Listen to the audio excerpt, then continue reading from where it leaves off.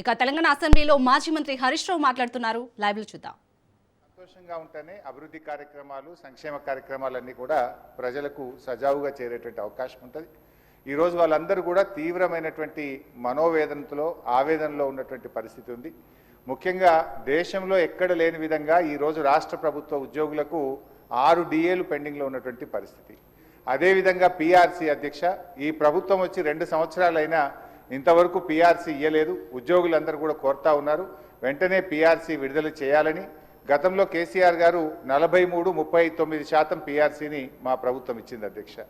అదేవిధంగా ఉద్యోగులకు employees health insurance scheme ఆ రోజు మేము జీవో కూడా ఇచ్చాం. దాన్ని మీరు అమల్లోకి తెస్తామని చెప్పి మేనిఫెస్టోలో పెట్టి కూడా ఈహెచ్ఎస్ స్కీమ్ను అమల్లోకి తేలేదు. దాన్ని కూడా వెంటనే అమల్లోకి తేవాలి.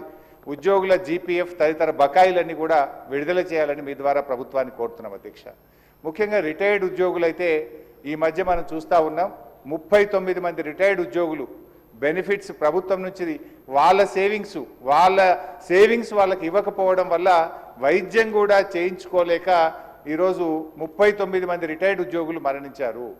బీఆర్ఎస్ హయాంలో కూడా దాదాపు 15,000 మంది రిటైర్డ్ ఉద్యోగులు రిటైర్ అయితే వాళ్ళందరికీ మేము టైం మీద డబ్బులు ఇచ్చాం. కానీ కాంగ్రెస్ హయాంలో, ఎందుకంటే ఈరోజు నేను అసెంబ్లీకి వస్తూ ఉంటే పొద్దున్నే నా సిద్దిపేటలో ఒక డాక్టర్ జగత్ Kumar Reddy retired JD veterinary పొద్దున్నే నా దగ్గరికి వచ్చి, అన్నా కొద్దిగా అసెంబ్లీలో మాట్లాడు, నేను అక్టోబర్ 2024లో రిటైర్ అయినా, ఇంతవరకు ₹1 రాలేదు. హైకోర్టుకు పోయి ఆర్డర్ తెచ్చుకున్నా అయినా రాలేదు.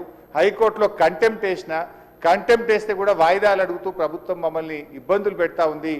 మా రిటైర్డ్ ఉద్యోగుల పెన్షన్ బెనిఫిట్లు ఇప్పించండి, చావు బతుకుల్లో ఉన్నటువంటి మమ్మల్ని కాపాడండి.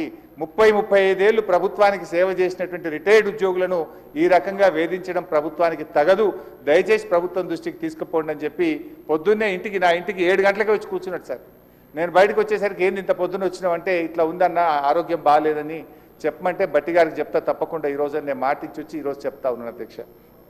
అదేవిధంగా అధ్యక్ష, సిపిఎస్ ఉద్యోగులను ఓపీఎస్గా మారుస్తామని ఆ రోజు కాంగ్రెస్ పార్టీ ఎన్నికల్లో హామీ ఇచ్చింది. మరి ఎప్పటిలోగా ఓల్డ్ పెన్షన్ స్కీమ్ అమలు చేస్తారు?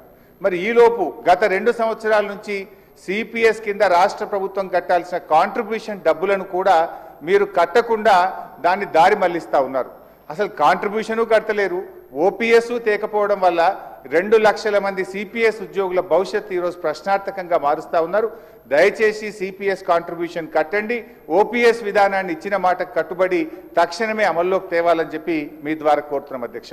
అదేవిధంగా పోలీస్ డిపార్ట్మెంట్లో కూడా అధ్యక్ష సరెండర్ లీవులు 5 సరెండర్ లీవులు పెండింగ్లో ఉన్నాయి. టీఏలు రావట్లేదు, డిఏలు రావట్లేదు, స్టేషన్ అలవెన్స్ రావట్లేదు.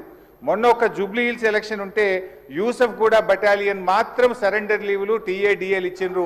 రాష్ట్రంలో 1,00,000 మంది పోలీసులకు సరెండర్ లీవులు టీఏలు డిఏలు రాక ఇబ్బందులు పడతా ఉన్నారు. దయచేసి పోలీసులను కూడా ఆదుకోవాలని, గతంలో నేను ఫైనాన్స్ మినిస్టర్గా ఉన్నప్పుడు ఎప్పటికప్పుడు సరెండర్ లీవులు డిఏలు ఇచ్చాం. ఈ ప్రభుత్వం వచ్చిన 2 సంవత్సరాల నుంచి పెండింగ్లో ఉన్నాయి కనుక వాటిని విడుదల చేయండి. ఇవాళ పోలీసులు కూడా తీవ్రమైనటువంటి ఆవేదనలో ఉన్నారు. పోలీసులకు ఉండే ఆరోగ్య భద్రత స్కీమ్ కూడా బంద్ చేసిండ్రు. మీరు ₹1,00,000కే పరిమితం చేసిండ్రు. పోలీస్ కానిస్టేబుల్ చాలా ఇబ్బంది పడతా ఉన్నారు. ఆరోగ్య భద్రతను పునరుద్ధరించండి, గతంలో మాదిరిగా కార్పొరేట్ వైద్యం పోలీసులకు అందించాలని చెప్పి కోరుతూ కాంగ్రెస్ పార్టీ ఎన్నికల మేనిఫెస్టోలో తక్షణమే మేము ఉద్యోగులకు పిఆర్సీ ఇస్తాము, పెండింగ్ డిఏలు ఇస్తాము, బకాయిలు ఇస్తాము, ఓపీఎస్ తెస్తామని మాట ఇచ్చి ఈరోజు కాంగ్రెస్ పార్టీ 2 ఏళ్ళైనా అమలు చేయకుండా మోసం చేస్తూ ఉంది. జరిగిన అన్యాయం ఇప్పటికే చాలా జరిగింది. తక్షణమే ఇప్పటికైనా ఉద్యోగులకు, రిటైర్డ్ ఉద్యోగులకు, పోలీసులకు ఇచ్చిన హామీకి కట్టుబడి మేలు చేయండి అని చెప్పి మీ ద్వారా ఆర్థిక మంత్రి డిప్యూటీ సీఎం గారిని నేను కోరుతా ఉన్నా అధ్యక్ష.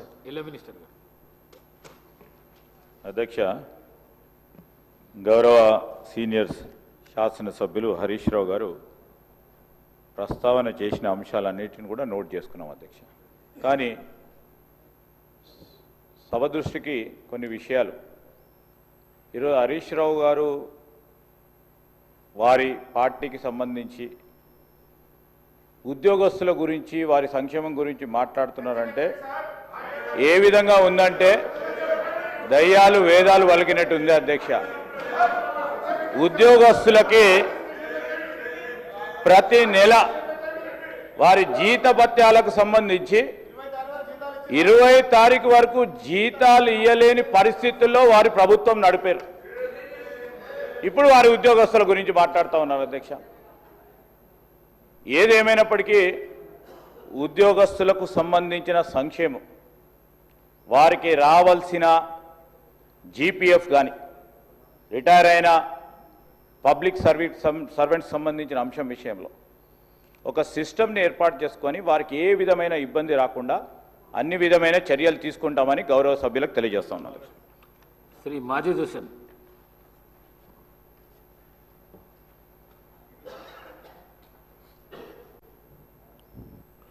स्पीकर साहब, मैं तहे दिल से शुक्रगुजार हूं कि आपने जीरो ओवर में मुझे मौका दिया।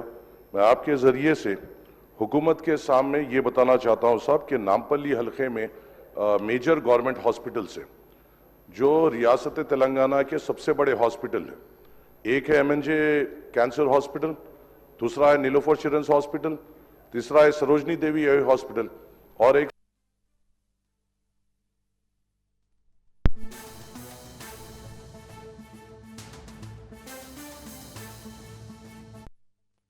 जिसके ऊपर हुकूमत की नजर होना सख्त जरूरी है।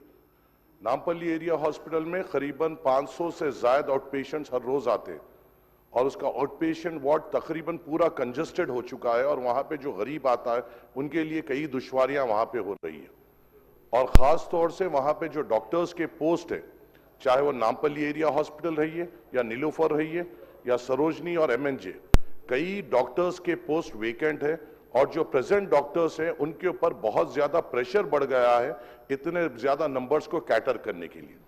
मेरी आपसे दरख्वास्त है साहब कि ये ऐसे हॉस्पिटल्स हैं जो तेलंगाना के ज्यादातर गरीबों के जो मेजर बीमारियां हैं और जो बच्चों का